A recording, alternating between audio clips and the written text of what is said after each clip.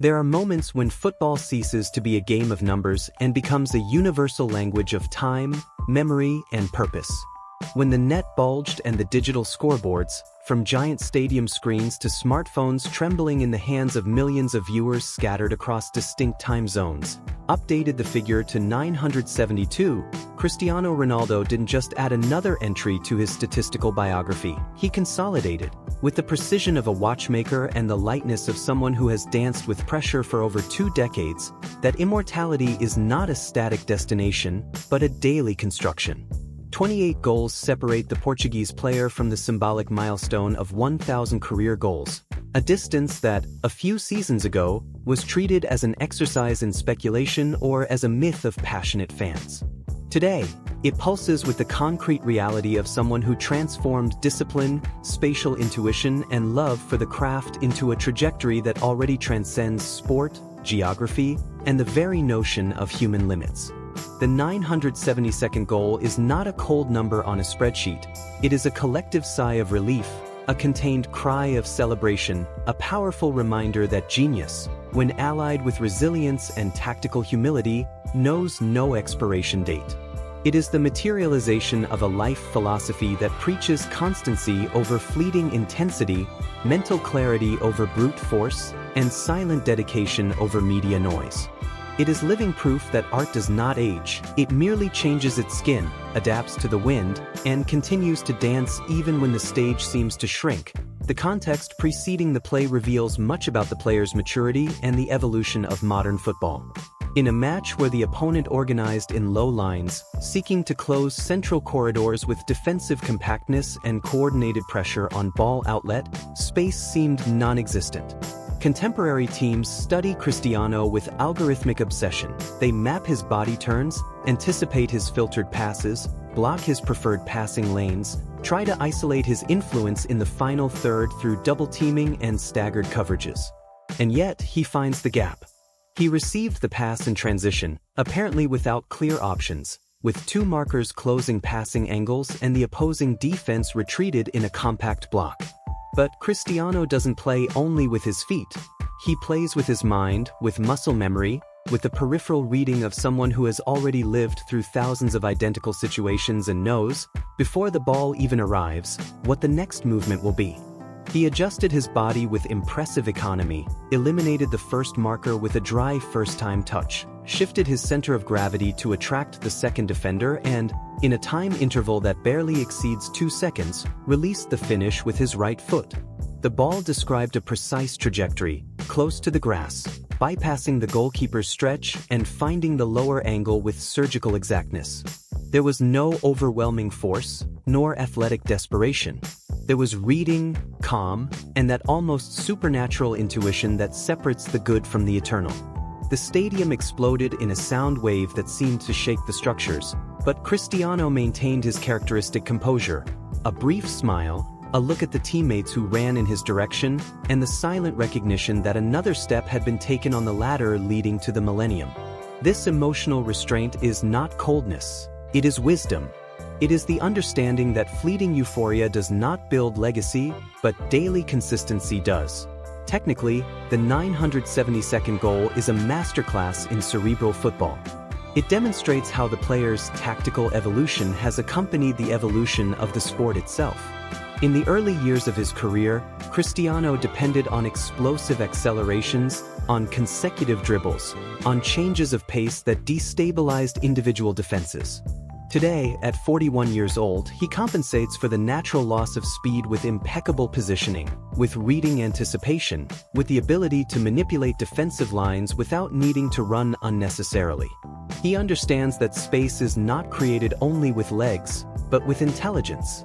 He attracts marking to open corridors for teammates. He drops back to seek the ball and drag center backs. He accelerates only when the opportunity is clear and the risk is minimal. The 972nd goal synthesizes this transformation. It wasn't a lucky play, it wasn't a fortuitous rebound, it wasn't an isolated individual action. It was a goal built with tactical understanding, with strategic patience, with refined technical execution. He saw the space before the defense reorganized. He executed the movement before the marker reacted. This is pure instinct, polished by thousands of hours of training, video analysis, conscious repetition, and physical self-knowledge. Young players study his plays in slow motion, try to replicate his body turns, but know there is something inimitable about Cristiano. It is the neural connection between brain, proprioceptive system, and lower limb that defines his genius. It is the ability to make decisions under pressure with the same clarity as someone in a controlled environment. The 972nd goal is concrete proof that persistence beats time, that discipline surpasses untapped talent, and that mentality is, in fact, the true differential between good and immortal. Modern sports science talks about cognitive load, decision-making under fatigue, metabolic efficiency.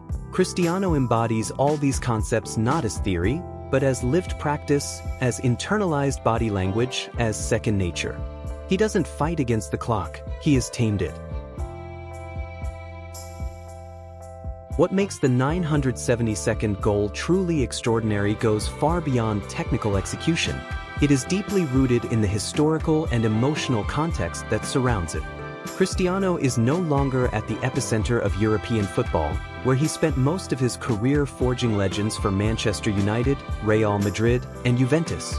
He finds himself in a distinct phase in Saudi Arabia, wearing the yellow and blue of Al Nassr, in a project that seeks to elevate the standard of the league and consolidate football as a cultural phenomenon in the Middle East. Far from representing a decline, this change of scenery demonstrated that his talent is self-sufficient, independent of structures, leagues, or external expectations. He proved, once again, that he is not a product of a specific tactical system, but rather the system itself in movement. Where he steps, the game transforms. Where he touches the ball, the field's geometry recalibrates. Each goal at this stage of his career carries a different symbolic weight. It's no longer about proving something to critics or breaking records out of vanity, but about honoring a trajectory, inspiring a new generation, and demonstrating that the limit is, in fact, a mental construction imposed by those who accept stagnation as destiny. The comparison with other great names in football, as it could not fail to be, remains an inevitable and profoundly healthy narrative axis for contemporary sport. While others follow distinct paths, Cristiano weaves his work on Saudi pitches with the methodical determination of a gladiator who transformed repetition, physique, and unshakable mentality into a goal-scoring machine. He is discipline personified, living proof that work surpasses untalented talent. The 972nd goal reignites this dialogue that defined 2 decades of global football, reminding the world that greatness does not have a single format. Both elevated the standard required of modern athletes. Both challenged the biological logic of aging in high-performance sports, and both prove, daily, that football is broad enough to harbor multiple legends without one overshadowing the other. This duality does not divide the sport, it enriches it. For fans scattered across 5 continents, each of Cristiano's goals is much more than a sporting event. It is a chapter in a collective saga that crosses generations. The 972nd is not just a statistic that fuels debates in podcasts and forums. It is a moment that will be kept in digital albums, reproduced in family conversations, taught in neighborhood schools, and revisited in future documentaries. Children who never saw Cristiano in his physical prime at Real Madrid, who didn't follow his first call-ups for the Portuguese national team, now grow up watching his plays in the Arab League, silently absorbing the lesson that passion has no expiration date and that excellence can reinvent itself without losing its essence. He has become an effective bridge between grandparents, parents, and children, uniting generations around the same narrative of overcoming, technique, and humility. On social media, the celebration was instant and overwhelming. Hashtags trended within minutes, videos with multiple angles went viral, and public figures from areas as distinct as music, cinema, politics, and technology paid homage. Respecting Cristiano today is recognizing that we had the historical privilege of witnessing, in real time, the construction of a myth that doesn't depend on marketing, but on absolute consistency. The post-goal posture was as striking as the execution of the play. Far from egocentric celebrations or self-promotion gestures, Cristiano ran toward his younger teammates, embraced the fullback who made the defensive coverage, pointed to the bench where reserves and coaching staff were celebrating, and thanked the fans with a contained, almost intimate gesture. This attitude contrasts strongly with the culture of exacerbated individualism that, unfortunately, often dominates modern sport. He carries the weight of being considered by many one of the greatest players of all time, but walks with the lightness of someone who understands, at the deepest level, that football is, above all, a collective sport. His role at Al Nassr goes far beyond goal counting. He is a tactical mentor, an example of professionalism, the emotional lighthouse that guides the locker room in moments of pressure and uncertainty. The 972nd goal is dedicated, symbolically, to all who believed in him when he was just a boy from Madeira, with a frail body and a dream that seemed too big for the circumstances. It is a tribute to those who saw potential where others saw limitation, and who bet on genius before it was universally recognized. Looking toward the horizon, the question that echoes in every press conference, in every tactical analysis, and in every stand is clear: only 28 goals remain. Numerically, it seems a short distance. Contextually, each one of them will be a distinct battle. For Cristiano, nothing is impossible, but he never treated his career as a race against the clock, but rather as a journey of purpose. He has already won everything a player can aspire to: Champions League, National Leagues, European Championship, Nations League, historic scoring titles, absolute records. What remains is not external validation, but body preservation, maintenance of mental focus, and unwavering belief in the daily process. If he continues at his current pace, balancing minutes on the field with tactical intelligence, load management, and scientific recovery, the 1,000 goals will cease to be a distant dream and become an announced, almost natural achievement. Each match now is a gold coin deposited in the legacy vault. Each assist, an investment in the collective future of the sport. The world watches, admiring and grateful as he walks firmly, without haste, but without pause, toward the millennium. Cristiano's legacy, however, goes far beyond the numbers that will fill the pages of sports almanacs. It is about how he changed the perception of what is humanly possible within a football field. He popularized the complete forward position, redefining the role of the modern striker. He showed that medium-stature players can dominate the aerial game with timing and positioning, not just with impulse. He proved that leading isn't about shouting orders, but about setting the daily example, carrying responsibility in decisive moments, and elevating teammates' level through technical and emotional osmosis. The 972nd goal is just one chapter in a book that will be read, reread, and studied for decades. May the next ones come. May the 973rd, the 980th, the 990th, the 999th, the 1000th come. Because as long as Cristiano Ronaldo has a ball at his feet, football will have intensity, beauty, and purpose. As long as he can dream, we will dream with him. And as long as the sport exists, the name of Cristiano Ronaldo will be synonymous with excellence, resilience, humility, and unconditional passion.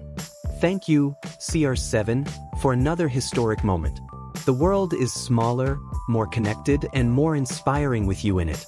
The mathematics of eternity approaches the millennium, the dance continues at its own rhythm, and we are privileged witnesses to this miracle that renews itself with every touch, every play, every goal. May we never stop looking at the field with the eyes of those who believe in magic.